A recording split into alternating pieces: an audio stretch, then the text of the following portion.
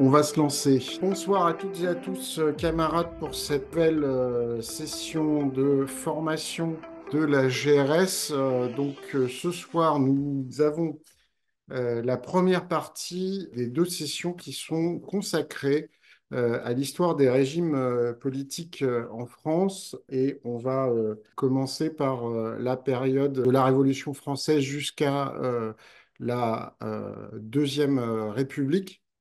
Voilà, donc histoire des régimes politiques français. Donc on va faire une introduction rapide. On a plusieurs théories descriptives de l'évolution des régimes politiques en France et celle qui paraît la plus pertinente, c'est de voir les différentes phases des évolutions de régime avec une phase démocratique ou révolutionnaire, une phase de réaction autoritaire et une phase de stabilisation.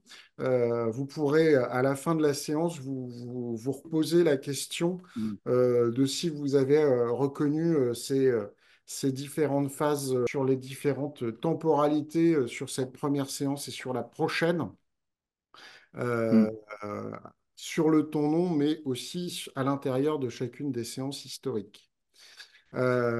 Sur les deux séances, on va avoir un plan qui va se suivre de la manière suivante. D'abord, la Révolution française et l'Empire de 1789 à 1814. Ensuite, la période où, de nouveau, on va avoir l'impression de rejouer la séquence précédente lors du 19e siècle, puis la Troisième République, la Quatrième et la Cinquième République. Aujourd'hui, on se concentrera essentiellement sur la première partie et on va dire la première moitié de la deuxième. Donc la Révolution française et l'Empire, impossible souveraineté populaire. On verra dans le débat tout à l'heure pourquoi on présente les choses comme ça. Alors d'abord, puisque nous avons eu un système monarchique qui a duré un bon millénaire, il faut se poser la question de pourquoi l'ancien régime s'est effondré. Ce système ayant duré 1000 ans, on peut justement se poser la question. Et c'est un système qui est une monarchie de droit divin. Je ne reviens pas sur les débats qu'on a eus il y a 2 semaines dans la session sur qu'est-ce qu'un État ou qu'est-ce que l'État, entre le passage de la féodalité à la monarchie de droit divin. Mais la monarchie de droit divin, l'absolutisme, c'est tout l'État est en lui, c'est-à-dire tout l'État est dans le roi. Les rares limitations du pouvoir du roi sont ce qu'on peut considérer comme des lois fondamentales du royaume, c'est-à-dire l'inaliénabilité du domaine public avec une loi de succession et une évolution sans rupture, c'est-à-dire que systématiquement, toutes les institutions, à chaque fois qu'il y en avait une nouvelle, se sont empilées sans jamais qu'on essaie d'en faire une forme de rationalisation, ce qui a amené à une incroyable complexité où des institutions qui fonctionnaient étaient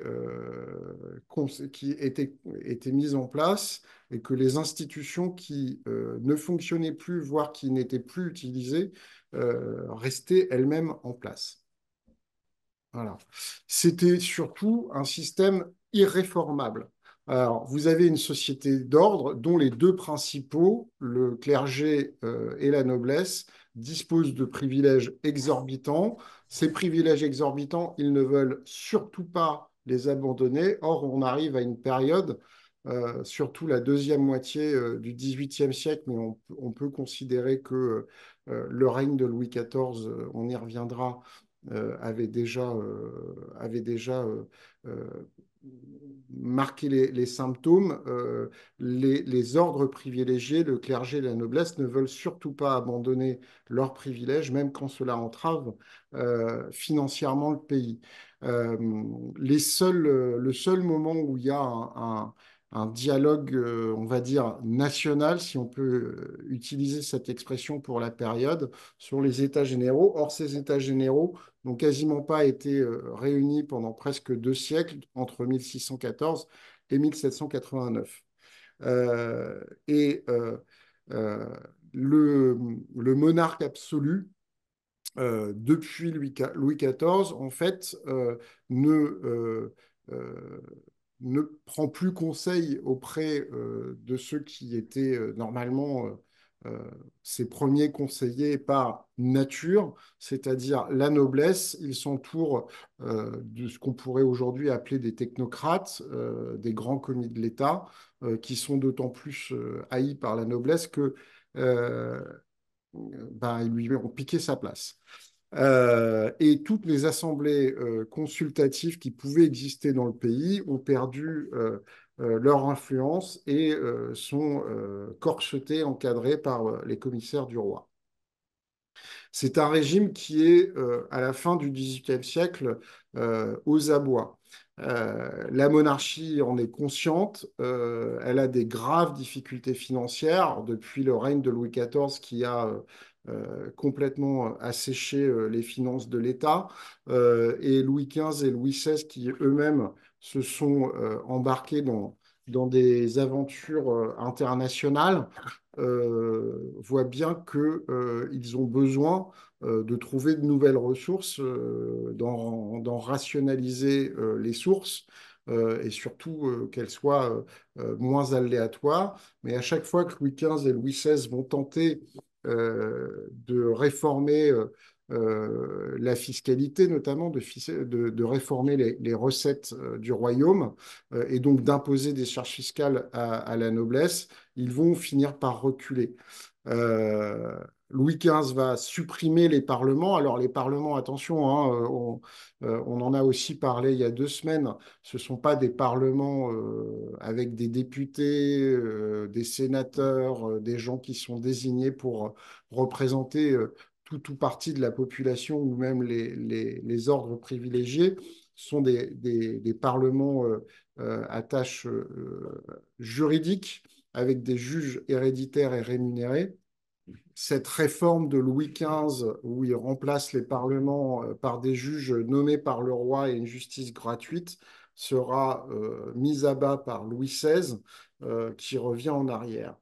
Les efforts de rationalisation et de centralisation de l'action publique sont ralentis, et tout cela se fait alors que la société française est en pleine effervescence intellectuelle, dans un cadre culturel où la déchristianisation du pays est en réalité assez avancée, puisque on peut se dire même que la déchristianisation du pays a commencé dès les guerres de religion, et leurs conclusions difficiles et à chaque fois relativement violentes, et un pays qui ne s'est jamais, ni socialement ni économiquement, remis du règne du roi Soleil.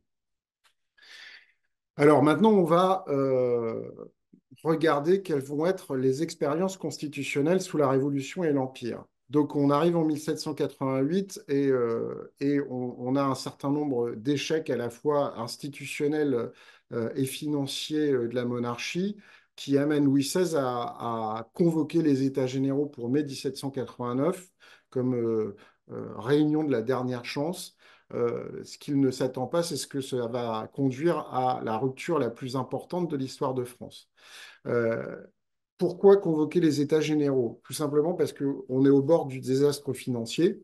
Mais comme les États généraux appellent à la rédaction de cahiers de doléances, ces cahiers de doléances, pour la première fois, vont mobiliser une population française qui est beaucoup plus éduquée. Et cette rédaction des cahiers de doléances va créer une effervescence politique dont la bourgeoisie commerçante et juridique s'emparent pour relayer un certain nombre de ces revendications politiques.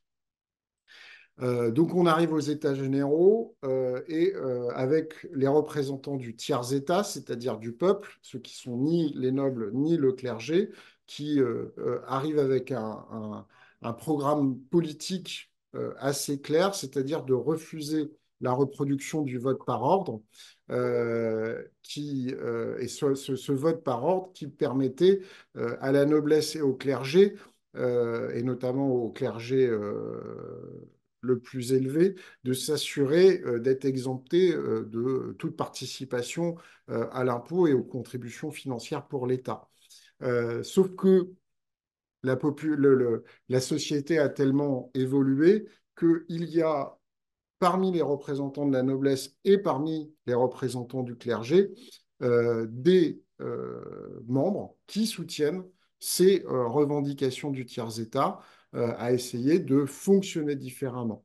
Et donc, à partir de ce moment-là, le tiers-État et ses membres de la noblesse minoritaire et ses membres du clergé, surtout du bas clergé, euh, qui font cause commune avec le tiers-État, vont prétendre représenter le peuple et se proclament Assemblée nationale lors du serment du jeu de paume.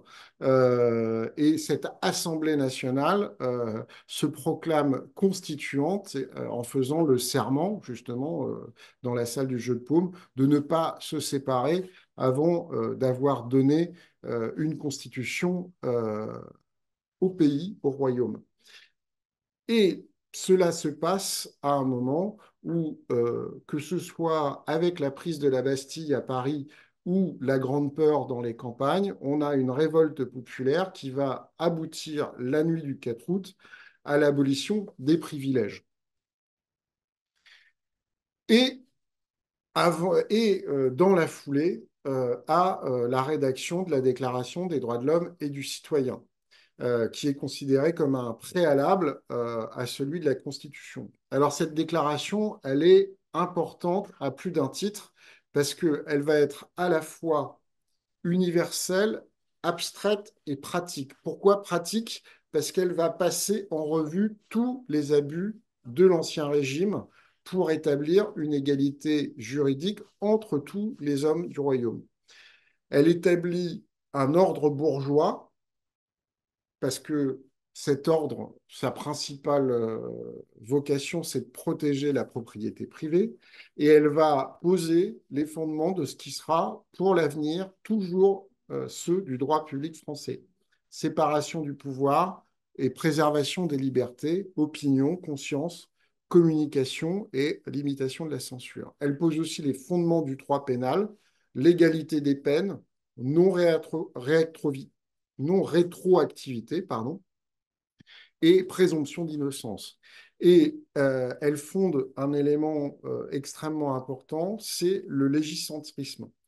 La loi est par définition l'expression de la volonté générale. En tout cas, c'est comme ça que l'Assemblée nationale, qui s'est autoproclamée au jeu de paume, euh, conçoit la loi. Et donc, tous les citoyens devant pouvoir concourir à sa formation, personne n'envisage que la loi puisse être liberticide, puisqu'elle est l'émanation de l'ensemble du peuple. Euh, les citoyens peuvent demander des comptes euh, au, euh, euh, au pouvoir public et ce sera donc sur ces bases que sera élaborée la première constitution française, mais elle va être très longue à accoucher puisque là, la Déclaration des droits de l'homme et du citoyen est votée le 26 août et il faudra attendre le 3 septembre 1791 pour que cette première constitution française soit promulguée. Alors, la première monarchie constitutionnelle, puisque cette première constitution française va aboutir à un régime de monarchie constitutionnelle. Elle a trois influences ou principes majeurs. La première influence, c'est la Révolution américaine, qui a marqué fortement les esprits, c'est la monarchie anglaise, qui est une monarchie parlementaire, évidemment très imparfaite à l'époque, et la monarchie anglaise va prendre beaucoup de temps dans le Royaume-Uni de Grande-Bretagne et d'Irlande pour donner le droit de vote à tout le monde, en tout cas à tous les hommes. Et elle vise surtout, ça c'est euh, son principe fondamental, au regard des deux influences que je viens de donner, elle vise à réconcilier la monarchie et la révolution. Alors, la première constitution, elle établit d'abord un régime d'assemblée avec une chambre unique. La nation étant une, sa représentation doit l'être aussi. C'est un des membres des États généraux qui est donc devenu représentant à l'Assemblée nationale, qui est le pasteur Rabaut de Saint-Étienne, qui proclame ce principe. Néanmoins, la nation est une, mais on va distinguer les citoyens en deux catégories en établissant un suffrage censitaire à 2 degrés, avec des citoyens actifs et des citoyens passifs. Les citoyens actifs, ce sont les chefs de foyer de 25 ans ou plus qui payent l'impôt et sont exclus de cette catégorie de citoyens actifs les domestiques, puisqu'un domestique n'étant pas libre totalement de sa personne, une dernière trace du servage euh, dans l'Hexagone. Il ne peut donc euh, vraisemblablement pas être libre de ses pensées et de ses choix politiques. C'est une assemblée qui est permanente avec des sessions périodiques et régulières. Pourquoi c'est précisé dans la Constitution?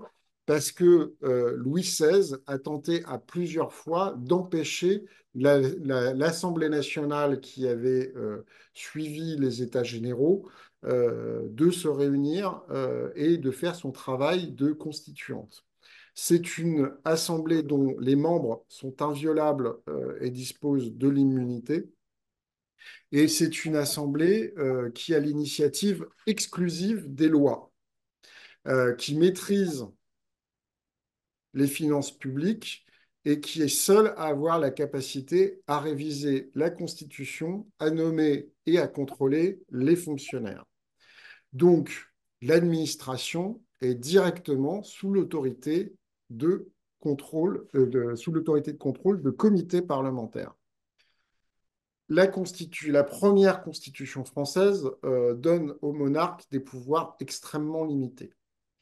Le roi a été la principale cible de la constituante. Il y a eu un conflit permanent dans la période d'élaboration de la première constitution française. Hein, je vous l'ai dit, Louis XVI a tenté au maximum de ralentir ses travaux, voire d'empêcher qu'elle aille au bout. Donc forcément, en réponse, l'Assemblée nationale constituante lui a taillé les croupières. Le droit divin est entamé puisque le roi n'est plus seulement louis par la grâce de Dieu, roi de France et roi des Français, mais roi aussi par la loi constitutionnelle de l'État. Et donc, si la loi constitutionnelle de l'État proclame Louis roi des Français, la loi étant l'émanation de la volonté populaire, c'est donc que Louis est roi des Français par la volonté populaire. Donc, plus uniquement par droit divin. Sa personne, pardon, reste cependant inviolable et sacrée. C'est un agent public, donc il touche un traitement, mais ses biens sont une partie du domaine de la nation. Alors, il peut participer au veto suspensif. Il peut participer au processus législatif avec ce qu'on a appelé le veto suspensif, qui a créé un très vif débat et qui est à l'origine en France de la distinction entre droite et gauche, puisque ceux qui étaient favorables au veto du roi lors des débats de l'Assemblée se sont, pour qu'on puisse les compter, classés à droite. Ceux qui étaient contre le veto suspensif se sont classés à gauche. Et donc, la gauche, c'est ceux qui s'opposent au roi, la droite, c'est ceux qui le soutiennent. L'exécutif lui échappe en grande partie. Il nomme et révoque les ministres, mais ceux-ci doivent contresigner tous ces actes. Et son cabinet, je vous l'avais dit tout à l'heure, ne contrôle pas l'administration, puisque l'administration est contrôlée par les commissions parlementaires. Et enfin, néanmoins, c'est lui qui déclare la guerre, qui en prend l'initiative, mais c'est l'Assemblée, alors là, qui s'appellera législative après la mise en place de la première Constitution, qui conserve le dernier mot. C'est aussi la première Constitution acte aussi une révolution judiciaire. Les juges sont désormais élus. La période de la Révolution française sera d'ailleurs le seul moment où ce sera le cas. C'est toujours le cas aux États-Unis d'Amérique. Les juges sont élus. Vous parlez tout à l'heure de l'influence et de l'inspiration de la Révolution américaine. La vénalité des offices est abandonnée, c'est-à-dire qu'un juge n'est pas payé au nombre d'affaires qu'il traite. Et les fonctions judiciaires sont temporaires. Alors, vous avez des juges civils, juges de paix, tribunal civil, tribunal de cassation. Vous avez un processus pénal avec tribunal de police pour les contraventions, tribunal correctionnel pour les délits et tribunal criminel avec un jury populaire qui est composé de citoyens actifs. Surtout, grosse différence avec ce qui va se passer ensuite et ce qui se passe de nos jours, les juges doivent s'en tenir à la stricte application de la loi. Ils lisent le texte et ils ne peuvent absolument pas interpréter la loi. Donc, pour arriver à éventuellement résoudre un cas très compliqué où on voit que la loi n'avait pas prévu les choses et on ne sait pas trop comment faire, ou en tout cas on considère que la loi a été mal foutue et il faudrait la réviser au regard du jugement qui est demandé. Il faut remonter jusqu'au tribunal de cassation. Et si le tribunal de cassation doute du sens de la loi qu'il a appliquée, il doit renvoyer le problème à l'Assemblée législative qui, par un référé législatif, puisque, comme je vous le disais tout à l'heure, la loi étant l'expression de la volonté générale, seuls les représentants de la volonté générale, représentants du peuple, donc les membres de l'Assemblée législative, peuvent changer la loi et résoudre les cas compliqués que le tribunal de cassation, en bout de course, n'a pas réussi à résoudre lui-même. Donc, ça veut dire une chose, c'est qu'il n'y a pas où au maximum, il y a peu de jurisprudence. Aujourd'hui, quand vous avez des codes, il y en a plus de la moitié où c'est de la jurisprudence. C'est-à-dire que les juges, aux différents niveaux de juridiction, dans l'ordre administratif, dans l'ordre pénal ou dans l'ordre civil, ont interprété la loi et ont une marge d'appréciation. C'est ce qui fait la jurisprudence. Là, on n'en construit pas. Et c'est ce qui rend le système quand même extrêmement rigide, voire rapidement sclérosé. C'est un régime qui a donc été rapidement condamné à l'échec et condamné à l'échec aussi pour des raisons politiques. Pourquoi pour des raisons politiques? Parce qu'en en fait, on a un roi de France, ou un roi des Français, Louis XVI, qui n'a jamais accepté la Révolution française. Ni un peu, ni beaucoup. Rien du tout. Euh, Par éducation, évidemment, hein, mais aussi par conviction.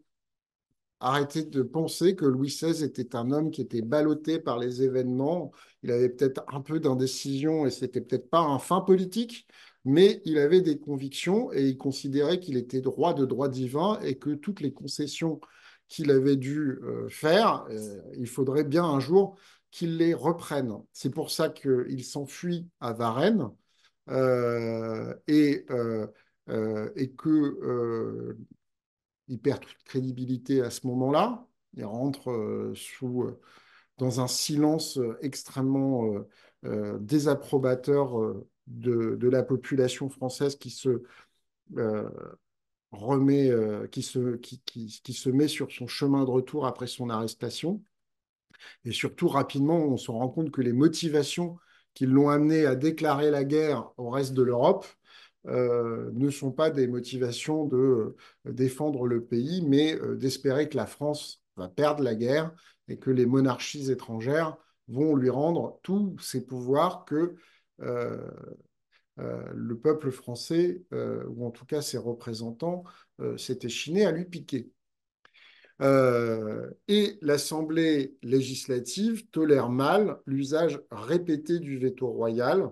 Et le peuple de Paris, qui va jouer régulièrement dans la Révolution un rôle important de mouche du coche, considère à chaque fois que le veto royal est utilisé que c'est une provocation politique. Par ailleurs, au-delà des considérations purement politiques qui vont condamner le régime à l'échec, il y a des considérations structurelles et institutionnelles, c'est-à-dire qu'en réalité, vous l'avez vu dans la présentation que j'ai fait un peu avant, le pouvoir exécutif est ingérable. Il y a une concurrence et une confusion permanente entre le cabinet royal, qui par ailleurs n'a pas de solidarité interne, et l'Assemblée législative qui forme en réalité un gouvernement parallèle avec ses comités parlementaires qui contrôlent l'administration et l'Assemblée législative faisant par ailleurs la loi. Et comme les parlementaires, en tout cas les constituants, étaient persuadés que, inspirés par les grands principes des Lumières, de la Révolution américaine, de la Déclaration des droits de l'homme et du citoyen, ils n'avaient pas pu faire d'erreur. Ils ne pouvaient pas penser que leur constitution était mal foutue et donc ils avaient interdit la révision de la constitution sous 6 ans. Dès qu'on a vu les dysfonctionnements s'accumuler, ils étaient de toute façon coincés. L'Assemblée législative ne pouvait pas entamer la révision de la constitution, ce qui va aboutir à une crise politique à la fin de cette première constitution qui n'aura donc été appliquée que 11 mois, et pas plus que ça. Euh, donc cette première constitution se termine de fait par euh, finalement une révolution dans la révolution, avec la prise des Tuileries par le peuple de Paris, qui arrête le roi. La monarchie est renversée le 10 août 1792. Et donc l'Assemblée législative adopte un décret qui convoque des élections législatives au suffrage universel, c'est-à-dire là, il n'y a plus de citoyens actifs ou passifs. L'ensemble des hommes, on est bien entendu dans un suffrage universel masculin, hein, faut pas déconner, tous les hommes sont appelés à voter. Sauf que ces premières élections au suffrage universel masculin vont se dérouler dans un contexte tendu, c'est un euphémisme, une partie du territoire étant envahie par les troupes étrangères et ou risque de l'être, et il y a déjà une partie des provinces qui sont en agitation populaire. Ces élections du 5 et du 19 septembre 1792 vont être en réalité l'objet d'une abstention extrêmement forte. Je crois qu'il y a à peine 11% de participation. Dans une abstention extrêmement forte qui, surtout, euh, va être euh, avec une campagne et des élections qui vont se dérouler dans un climat de peur.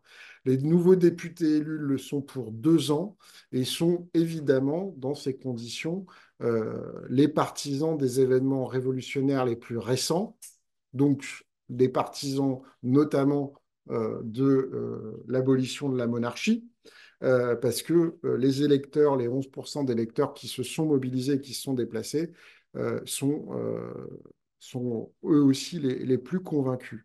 Euh, voilà. Donc la Convention ne pouvait être l'image fidèle du pays La révolution du 10 août en excluait nécessairement les royalistes, complices de l'étranger ou suspects de complaisance pour la trahison.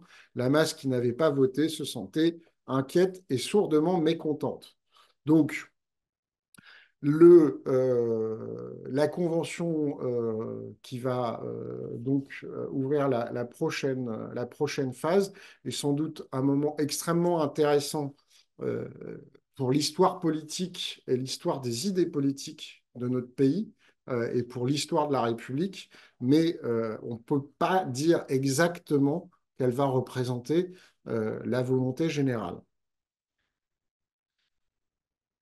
Alors évidemment, néanmoins, ça s'ouvre sur deux moments qui sont particulièrement forts, puisqu'il y a la bataille de Valmy qui a lieu juste après l'élection. Et le lendemain de la bataille de Valmy, on a la proclamation de la République le 21 septembre.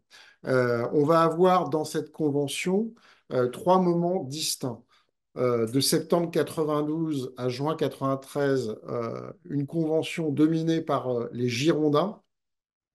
De juin 93 à juillet 94, une convention dominée par les Montagnards. Et pour la période de juillet 94 à octobre 95, ce qu'on a appelé la convention thermidorienne, c'est-à-dire la convention qui va être dominée par ceux qui ont obtenu la chute de Robespierre. Donc, en réalité, la période de la convention proprement dite, en tenant compte aussi de la période électorale, c'est celle qui va se passer de l'été 92 à la chute de Robespierre. Et cette période a quand même fortement marqué nos institutions politiques et administratives, même si, je vous l'ai dit, on n'est pas en réalité dans dans une expression réelle de la volonté populaire. Les républicains progressistes du 19e siècle vont considérer néanmoins qu'il faut prendre la Révolution comme un bloc. La Révolution est un bloc.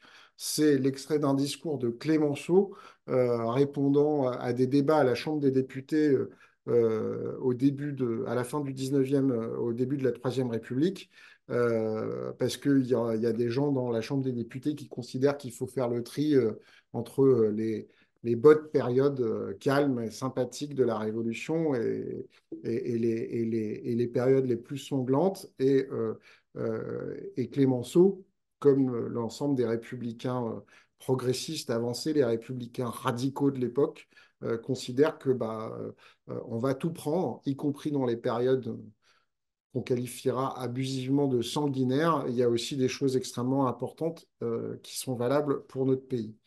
La Convention va représenter aussi un repoussoir absolu pour la droite qui va y voir l'origine mythifiée des dictatures communistes. Et enfin, la constitution qui va être mise en place par la Convention va, comment dire, servir de référence mythologique ou mystique pour la gauche française pendant des décennies. Alors, la Convention va proposer un régime vraiment démocratique qu'elle ne mettra jamais en place. Elle ne mettra jamais en place parce que il y a la guerre extérieure et il y a la guerre civile. Et pour faire face à la guerre, à la guerre extérieure et à la guerre civile, il va falloir, comment dire, prendre des mesures expédientes. Donc, on va quand même exposer cette convention la plus démocratique que la France ait jamais connue et qui n'a jamais été mise en œuvre. On commence avec un projet des Girondins euh, qui établit le droit de révolte contre l'oppression, qui établit la participation citoyenne et le suffrage universel masculin pour euh, les, euh, les plus de 25 ans qui gagnent leur vie. Donc, si vous n'avez pas un emploi, si vous n'avez pas un salaire, si vous n'avez pas des revenus, vous ne votez pas. Euh, vous avez des départements qui proposent 13 noms parmi lesquels seront choisis 7 ministres.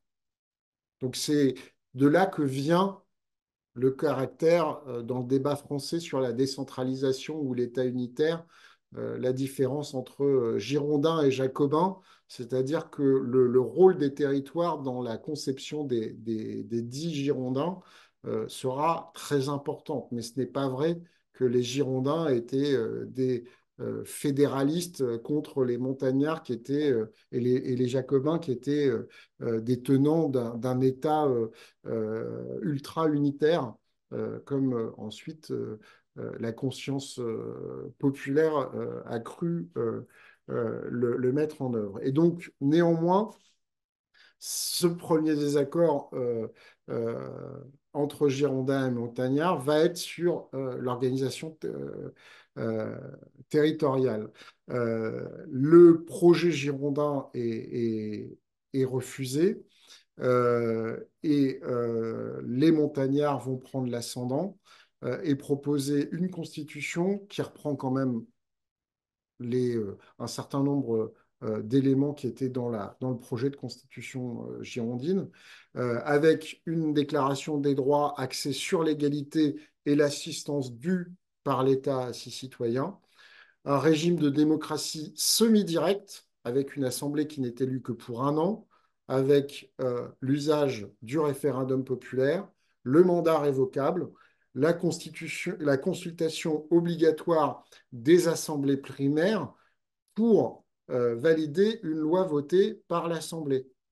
Donc, ceux qui disent, je reviens sur le débat girondin-jacobin, les uns décentralisateurs, les autres pas décentralisateurs, ultra-unitaires.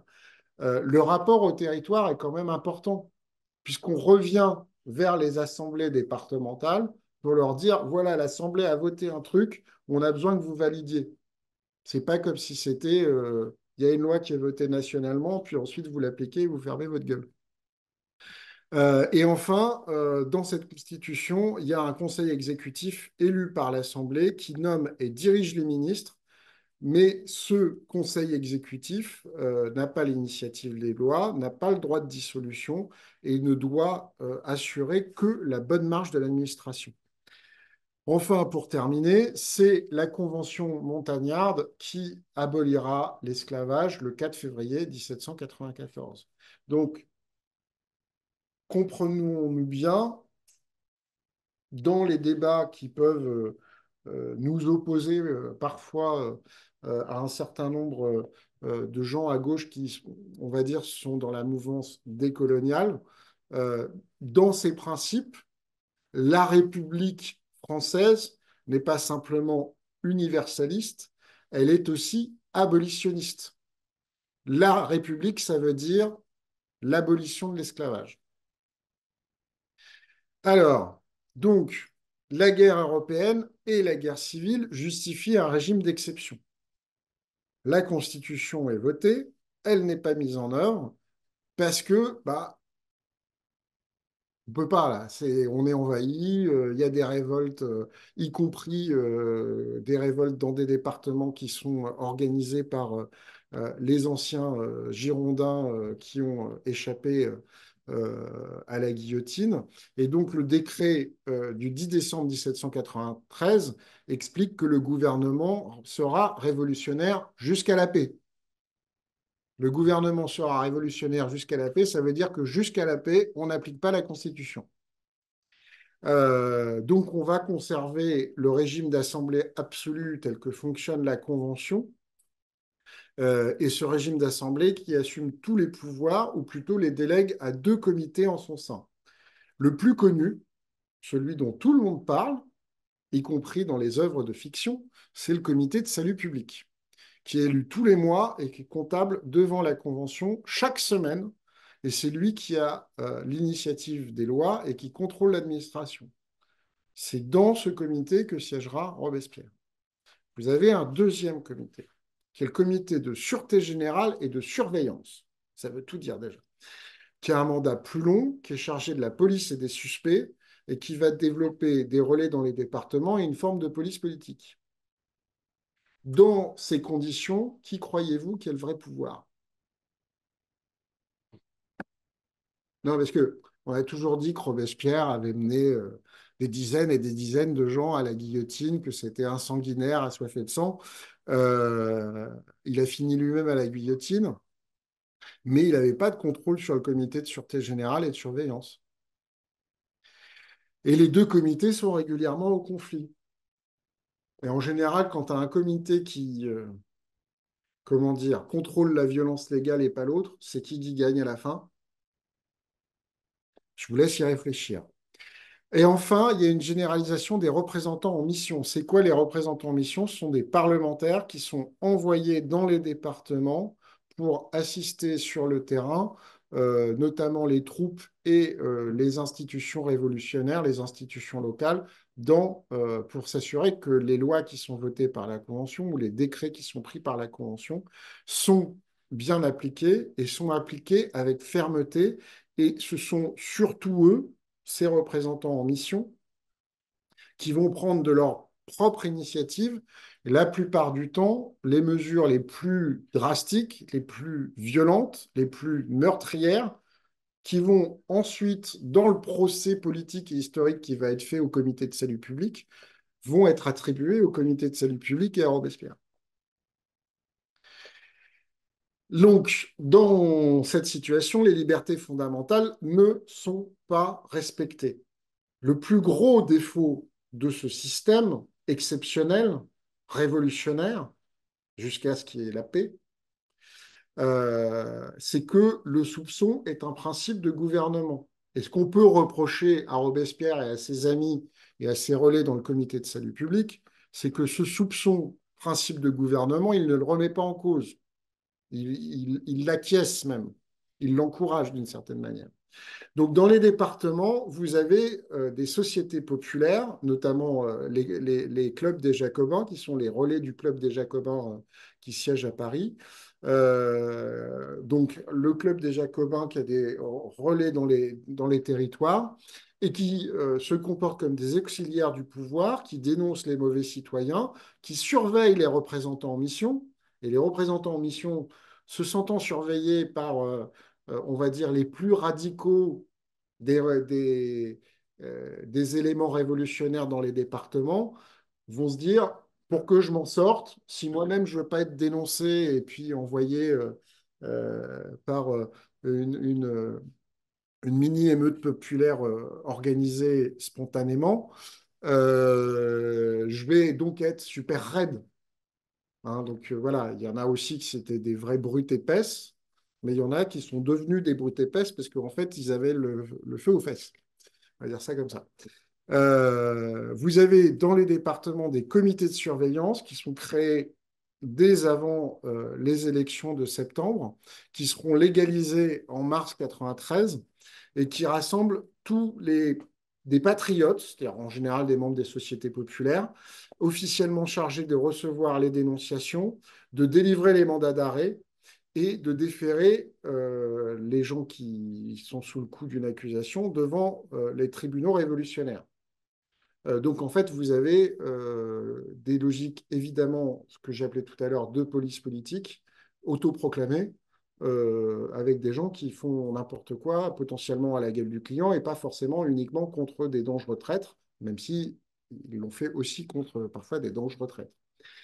Vous avez la loi des suspects qui est votée en septembre 93 et qui permet l'arrestation et l'incarcération sans limite de toute personne suspectée d'être en soi contre-révolutionnaire.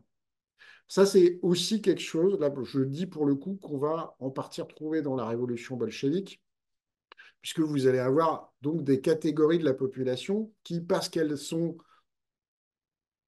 de telle ou telle situation sociale, nobles, bourgeois, hein, qui vont être considérés, bah, toi, tu peux pas être révolutionnaire parce que tu es noble. Donc, en soi, tu es suspect, on va te foutre en tôle. C'est un peu ça quand même la logique.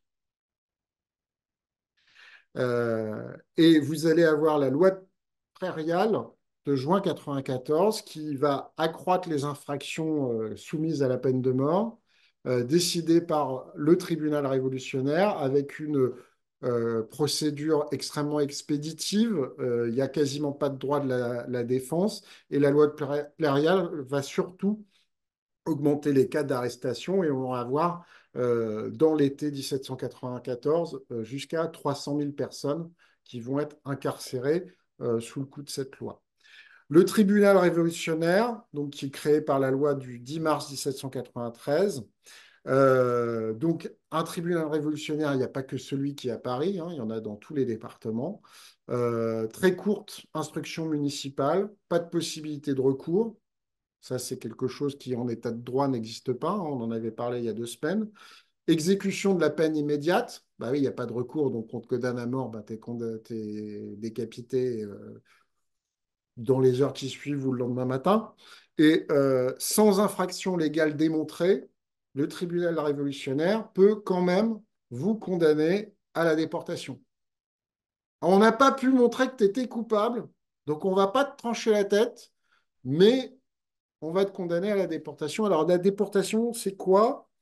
Je vous rappelle qu'on est sous le coup d'une invasion étrangère, qu'il y a la guerre civile dans une partie du pays. C'est ce qui va arriver en partie à ce qu'on a appelé les prêtres réfractaires. Je ne fais pas du tout la pub pour les prêtres réfractaires, hein, c'est pas le sujet, mais qui vont être notamment enfermés dans des prisons euh,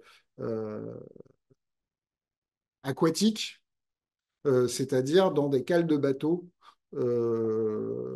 pendant des mois et des mois. Alors bien entendu, avec l'humidité et l'hygiène qu'on connaît à l'époque, vous imaginez les conditions de détention. On meurt très facilement en déportation, même quand on est déporté sur le territoire français, ou plutôt sur les côtes françaises. Voilà. Et cette loi de prairiale dont je parlais tout à l'heure, adoptée dans un contexte de guerre civile et extérieure, va causer la révolte d'une partie de la Convention contre Maximilien Robespierre. Mettons-nous bien d'accord, j'ai exonéré tout à l'heure Maximilien Robespierre d'une partie des responsabilités qu'on lui prête parce qu'elles ne sont pas les siennes, mais ces lois qui sont absolument contestables sur le fond et sur la forme, il les a soutenues. Et donc forcément, tous ceux qui se disaient la prochaine arrestation, ça va être pour ma gueule, au sein de la Convention, se sont dit, bon là, il faut qu'on arrête, on va trouver un bouc émissaire, Robespierre et ses amis, comme ça, on ne sera pas les prochains qui fera potentiellement arrêter. Sachant que parmi les accusateurs de Robespierre, puisqu'il aura un procès lui aussi expéditif, vous allez avoir des anciens représentants en mission qui auront commis les pires exactions dans les départements. Et des gens qui auront causé des centaines et des centaines, voire des milliers de morts dans les départements, reviendront à Paris pour expliquer que tout ça était de la faute de Robespierre. Alors que c'est eux qui ont massacré à tour de bras quand ils l'ont fait. Donc le régime qui va suivre la Convention thermidorienne, qui est donc l'œuvre des gens qui ont voulu sauver leur peau parce qu'ils pensaient être les prochains sur la liste des arrestations, c'est le Directoire et la Constitution de l'an 3 qui va être adoptée sous leur férule par la fin de la Convention, par la Convention thermidorienne. C'est une constitution qui est essentiellement motivée par la peur du peuple et la peur du changement. 377 articles. Même la Constitution française aujourd'hui, qui est relativement longue, elle a, je ne sais plus, j'ai plus le compte en tête, 88 ou 89 articles. 377 articles, c'est un truc qui devient ingérable à mettre en application. C'est le retour du suffrage censitaire, les citoyens actifs, les citoyens passifs. Donc ceux qui peuvent payer l'impôt ont le droit de participer aux élections, les autres non. Les droits de l'homme existent toujours, mais ils sont compensés par une déclaration des devoirs du citoyen. Voilà. On avait le droit du travail. jusqu'ici, hein, en France aujourd'hui, et vous avez dernièrement Gabriel Attal qui nous a expliqué qu'on avait aussi le devoir de travailler. Quand on commence à exprimer ce genre de différence, c'est que ça sent mauvais quand même. La justice est placée sous le contrôle politique de l'exécutif, malgré le principe de l'élection des juges. On a le retour du bicamérisme, ou plutôt pas le retour du bicamérisme, l'institution du bicamérisme, c'est-à-dire qu'il y a deux chambres. Hein. En fait, on a le modèle soit de la monarchie britannique, soit des États-Unis d'Amérique, mais avec la condition que les deux tiers des nouveaux parlementaires soient issus de l'ancienne convention. Ah bah oui, on ne va pas s'aborder nous-mêmes. Autant pour l'Assemblée législative, donc qui a suivi les États généraux et l'Assemblée nationale constituante de 1789, on avait décrété que les anciens membres des États généraux ne pouvaient pas être membres de la future Assemblée législative. Là, au contraire, on dit il y avait la convention et dans les deux futures chambres qui vont être élues par le suffrage censitaire, il faudra qu'il y en ait les deux tiers qui soient issus de cette convention. Ça permet de conserver les places. Le mandat est de 3 ans, il est renouvelable par tiers. Vous avez un conseil des 500 qui initie les textes et le conseil des anciens qui tranche, avec une procédure extrêmement complexe.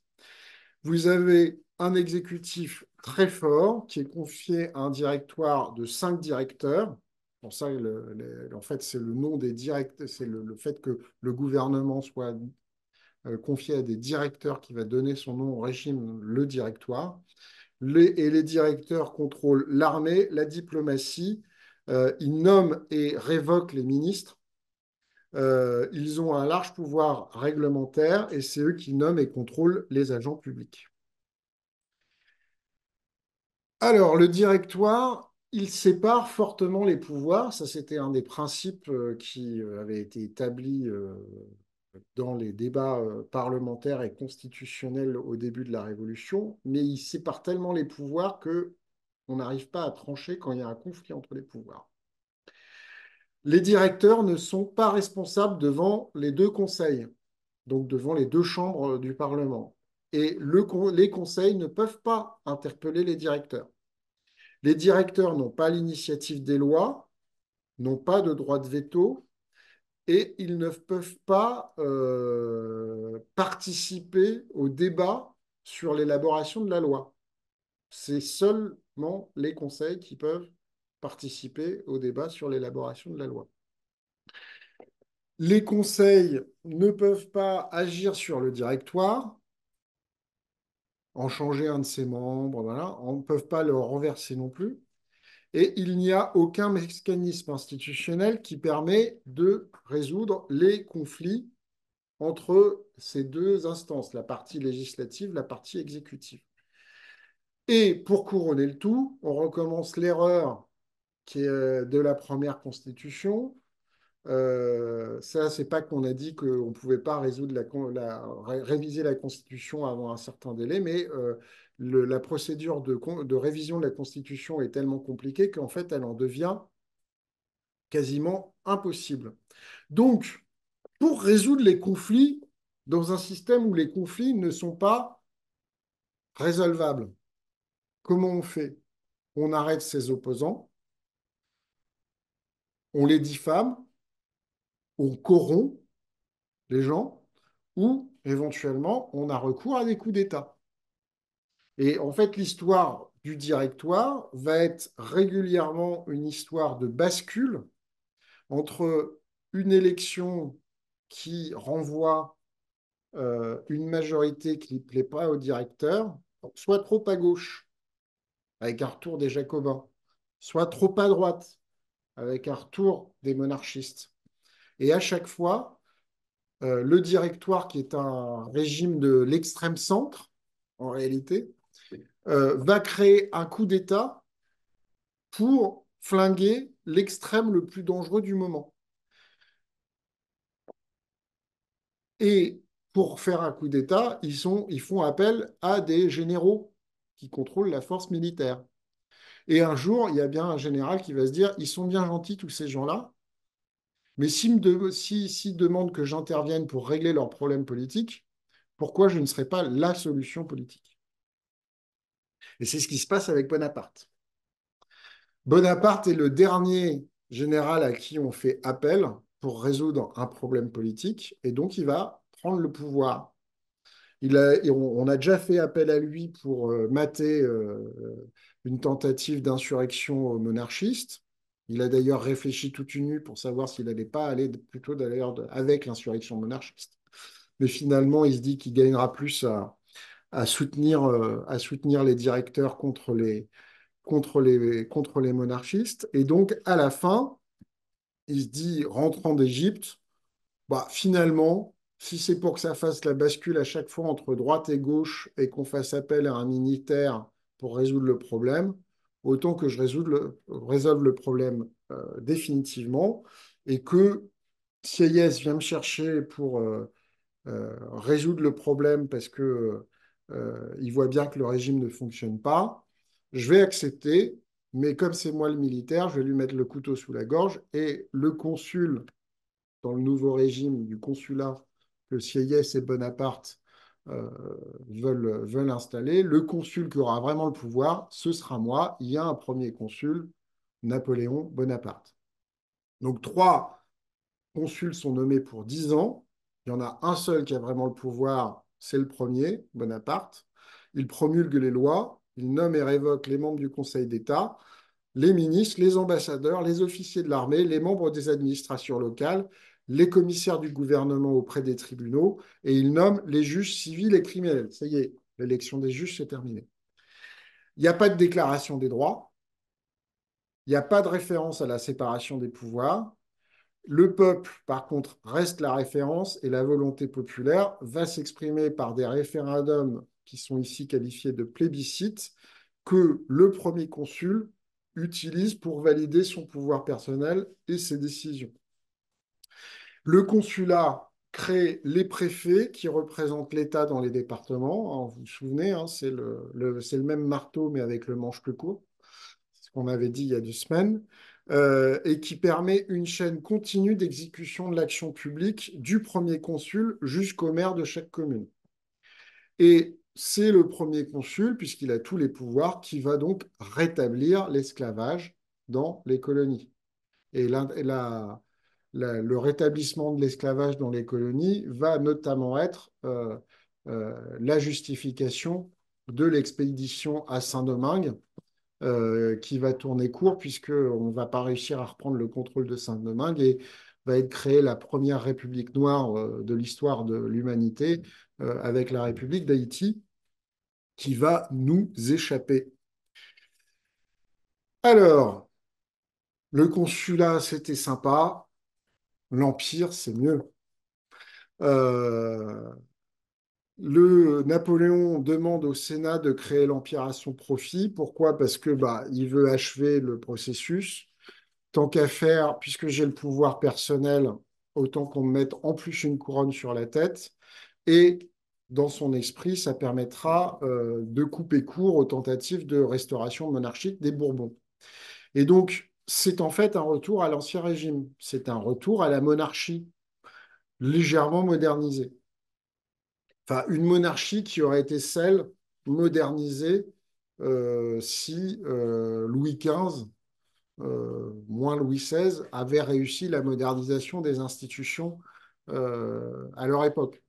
Euh, Ne croyez pas non plus que tous les projets administratifs, tous les projets d'organisation politique qui vont être mises en place pendant la Révolution sortent de nulle part et par génération spontanée avec des gens qui ont lu Voltaire, Rousseau et Diderot et se disent tout d'un coup, ah, mais oui, il y avait quand même des projets qui avaient été réfléchis, surtout en matière d'organisation administrative.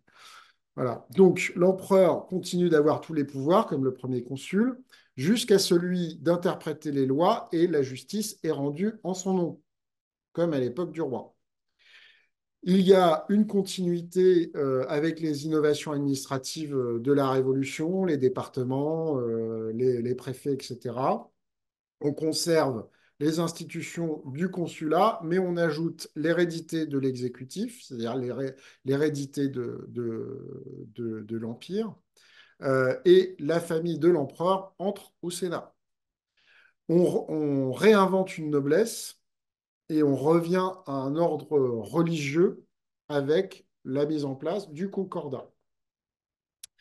On crée là officiellement une police politique dont le principal rôle va être d'empêcher toute réelle vie civique et vie politique indépendante, alors même que on a toujours dit que l'Empire, ça avait été une succession de succès militaires jusqu'à la campagne de Russie. C'est pas tout à fait vrai, ça commence à déconner un peu avant. Et euh, les échecs, les premiers échecs militaires napoléoniens auraient pu créer les conditions favorables à de la contestation politique. Et donc, cette police politique va éviter que ça se développe. Par contre, il y a un vrai travail de retour à instaurer un ordre financier. L'ancien régime 18e siècle et le début de la Révolution, ça va être le bordel budgétaire et financier tout le temps. On peut au moins reconnaître une chose à Napoléon, qui a piqué les idées chez les autres. Hein. Napoléon n'est pas un grand inventeur institutionnel, mais d'avoir rétabli un fonctionnement budgétaire et financier à peu près correct, dont la plupart de nos institutions financières et budgétaires sont encore les héritières. La Banque de France, une monnaie stable, une rationalisation de la fiscalité, la Cour des comptes, dont on entend encore aujourd'hui beaucoup parler, et les bourses de commerce.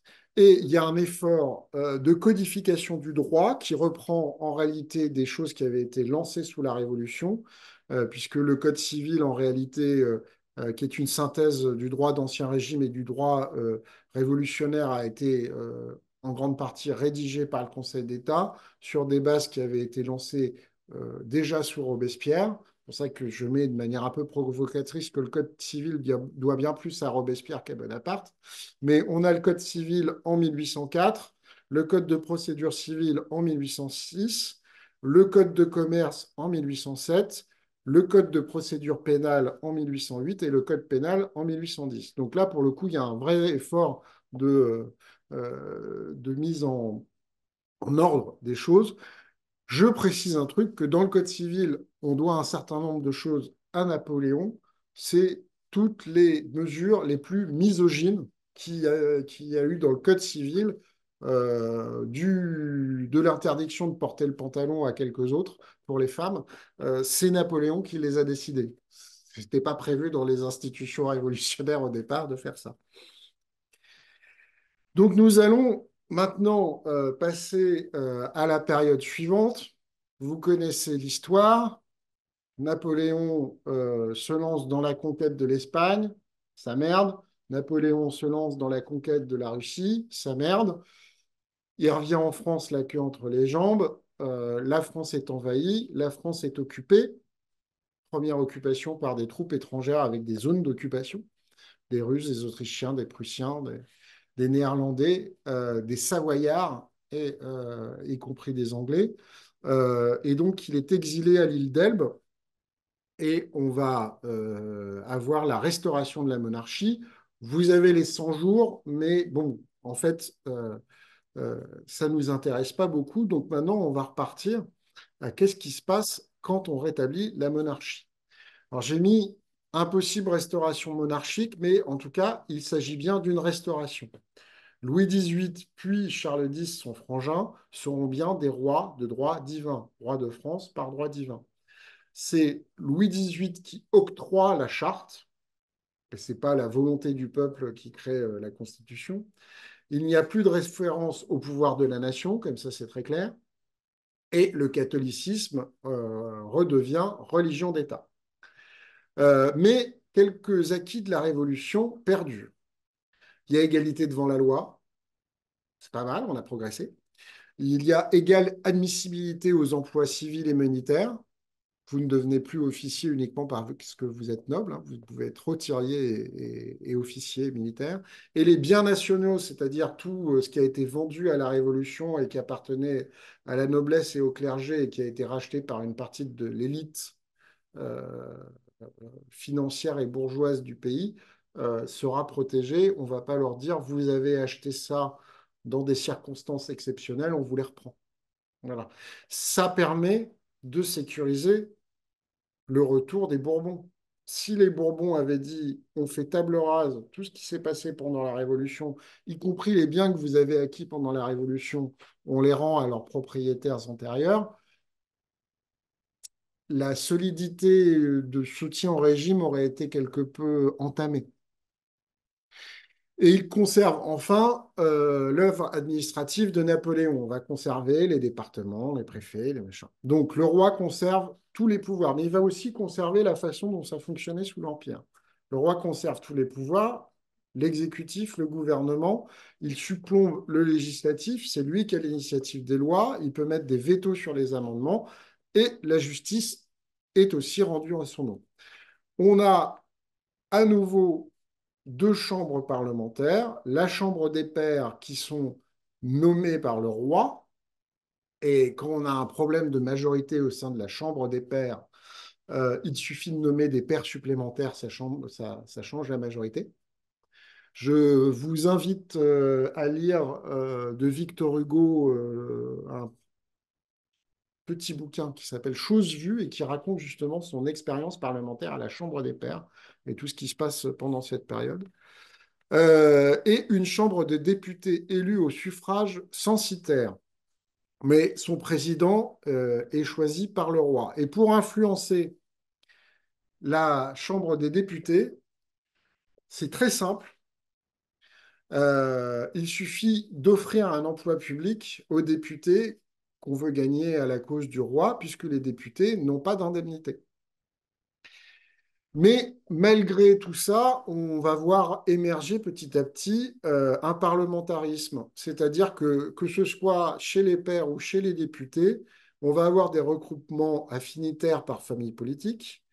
Là, les chambres vont pouvoir adresser des suppliques au roi pour demander un projet de loi. Ils peuvent euh, exprimer une adresse qui est une réponse du Parlement au discours du trône. Il y a un droit de pétition des citoyens au Parlement sur les actions de l'exécutif, ce qui permettra de nourrir les adresses. Il y a une mise en accusation pénale des ministres qui est possible par le Parlement. Il y a un débat sur le budget et il y a une responsabilité collective du gouvernement face à la majorité de la Chambre basse. Donc en fait, on se rapproche, sans l'atteindre, du modèle britannique. Mais quand Charles X va succéder à son frangin, au bout de 10 ans de règne de Louis XVIII, qui est obèse, qui est très malade, qui fait régulièrement des crises de goutte et qui va finir par en crever, Charles X monte sur le trône et Charles X, c'est un ultra de l'absolutisme et il refuse toutes ces évolutions qui ont eu lieu pendant la décennie où son frère a régné. Il veut imposer un gouvernement au Parlement, il va dissoudre 2 fois la Chambre des députés, il va suspendre la liberté de la presse, il va tenter de modifier les règles électorales. Rien ne l'empêche de le faire. La charte le lui permet. Mais au bout d'un moment, ça va lasser, et donc ça entraîne la révolution de 1830. Et la révolution de 1830 va amener au pouvoir Louis-Philippe. Alors Louis-Philippe, c'est le fils de celui qu'on a appelé Philippe Égalité, c'est-à-dire un descendant de la famille d'Orléans, donc un des cousins des Bourbons. Et Philippe Égalité, c'était un de ceux qui, à la Convention, avait voté la mort du roi. Donc Louis-Philippe devient roi des Français à l'appel des chambres et des membres, des pairs de France et des députés des deux chambres. Et d'une certaine manière, euh, ça exprime une sorte de lien contractuel entre le roi et le peuple. Donc c'est pour ça que Louis-Philippe n'est plus roi de France, mais roi des Français. Bon, vu comme sont désignées les chambres, il faut le dire vite, le lien contractuel entre le roi et le peuple. Mais en tout cas, la charte est révisée en ce sens. Elle n'est plus octroyée par le monarque, elle est de nouveau l'expression de la nation. Le royaume n'est plus catholique mais la religion catholique devient la religion professée par la majorité des Français. L'initiative des lois est partagée, c'est-à-dire que la Chambre peut prendre l'initiative de textes de loi et la Chambre des députés peut enfin élire son président. Et les ordonnances royales ne peuvent plus suspendre les lois et ne sont limitées que à la sûreté de l'État, donc aux questions sécuritaires, aux questions de sécurité aux frontières, etc. Et donc, dans ce cadre-là, l'initiative législative du Parlement va se développer avec des débats libres dans les chambres, un vote secret, le développement du contrôle de l'activité du gouvernement, mais en parallèle, compensation, puisque bien entendu, Louis-Philippe a beau avoir été au départ choisi par les chambres et être roi des Français, ce qui institue son lien contractuel avec le peuple, quand même, il est roi et que ça le gave un peu. Donc, dès qu'il va y avoir un conflit, il va dissoudre la Chambre des députés et en 18 ans, puisque son règne va durer de 1830 à 1848, il va dissoudre la Chambre des députés 17 fois. Bon, alors, ça ne va pas très souvent déranger, enfin, ça va pas déranger grand monde chez les électeurs, puisqu'on est toujours avec un suffrage censitaire, il n'y a pas grand monde qui est électeur.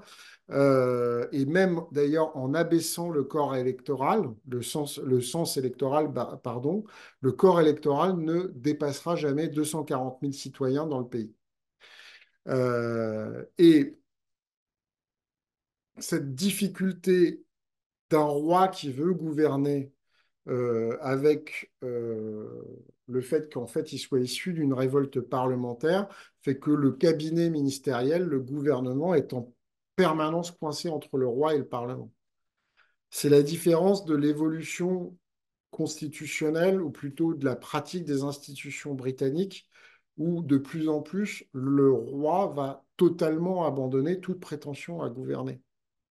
Et où le Premier ministre, qui en Grande-Bretagne est censé conseiller le roi, en fait pendant la même période c'est surtout la reine, puisque c'est Victoria, euh, petit à petit c'est plutôt le roi ou la reine qui va de temps en temps conseiller le Premier ministre. Ça ne se passe pas du tout comme ça. Le roi des Français veut garder ses prérogatives et va accepter assez mal qu'on les lui conteste. Et donc, le régime va se retrouver face à ces contradictions et ajouter aux difficultés économiques que connaît le pays. Euh, J'avais pas fait gaffe, mais il y a quelques mois, j'ai revu un documentaire sur Arte qui parlait de la grande famine en Irlande, avec la crise du mildiou et les pommes de terre qui sont toutes pourries avant de sortir de terre, ce qui va tuer ou conduire à l'exil la moitié de la population de l'Irlande. En fait, toute l'Europe occidentale va connaître le même problème. Il y a pas ça ne s'est pas limité qu'à l'Irlande. Donc vous avez une grave crise agricole et une grave crise alimentaire en Europe occidentale à ce moment-là. La différence de ce qui se passe en France et en Belgique, par exemple, par rapport à ce qui va se passer en Irlande, c'est que les gouvernements français, belges, vont agir pour éviter que ce soit plus grave. En Grande-Bretagne, ils ont agi pour que ça s'aggrave. Donc, c'est pour ça qu'il y a eu des millions de morts, plus d'un million de morts en Irlande. Mais ce qui veut dire quand même que en 1845, 46, 47, 48, dans un certain nombre de régions françaises, les gens crèvent la dalle, ou en tout cas, les gens ne se portent pas bien. Et ça ne se passe pas bien. Et donc, va y avoir une révolution, la révolution de 1848, qui est tout à la fois issue des contradictions du régime qui a été mis en place avec la monarchie de Juillet et avec la situation sociale. La révolution de 1848 accouche néanmoins d'un court moment de fraternité. Les arbres de la liberté sont bénis par les prêtres dans tout le pays. Le gouvernement provisoire est composé de républicains modérés et de socialistes. On a des avancées révolutionnaires importantes. Le suffrage universel masculin, on ne reviendra plus jamais dessus.